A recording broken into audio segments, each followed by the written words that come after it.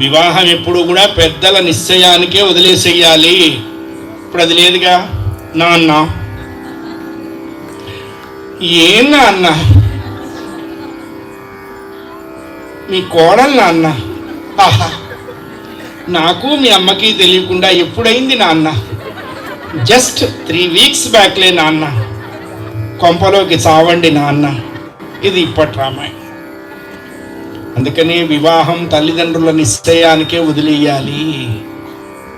ఏదో అనవసరమైనటువంటి ప్రేమ అనేటువంటి ఉచ్చుల్లో పడుతున్నారు ఆడపిల్లలంతా. జాగ్రత్తగా ఉండాలి. అది ప్రేమ కాదు, వ్యామోహము.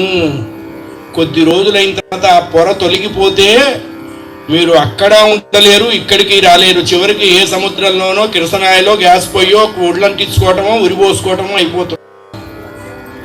ఈ ప్రేమలు అనేటువంటివి కేవలం చక్కని ఆడపిల్లల్ని నాశనం చేయటానికి వచ్చినటువంటి ఒక విషయ వలయాలు. ఈ సాలెగుళ్ళో ఎవరూ చిక్కుకోవద్దమ్మా. తల్లిదండ్రులకి లేనిపోని గర్భశోకం కలిగించద్దు. మీరు సీతే మీకు ఆదర్శంగా ఉండాలి, సావిత్రే మీకు ఆదర్శంగా ఉండాలి, దమయంతే మీకు ఆదర్శంగా ఉండాలి. ఎందుకంటే ఒక మంచి సమాజం మీ వల్లనే తయారు కావాలి. పెళ్లి కావలసిన ఆడపిల్లల వల్లనే ఒక మంచి సమాజం వస్తుంది.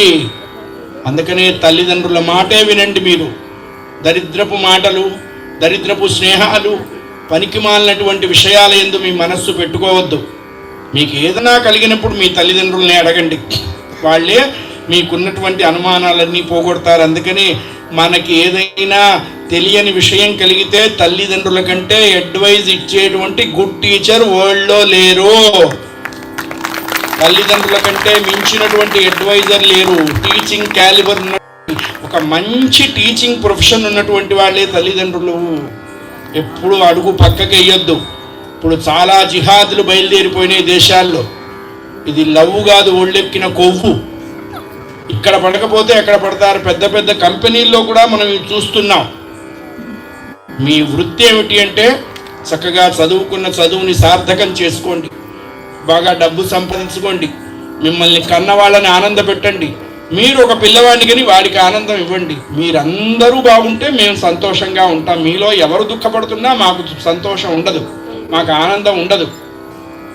అందుకోసమే మేము జీవిస్తూ ఉంటాం. లేకపోతే మాకేమి అది పొందాలి ఇది పొందాలి ఎక్కడ లక్షల మాకు అవసరం. భగవంతుడు నాకు ఇచ్చేవన్నీ చక్కగా ఇస్తున్నాడు.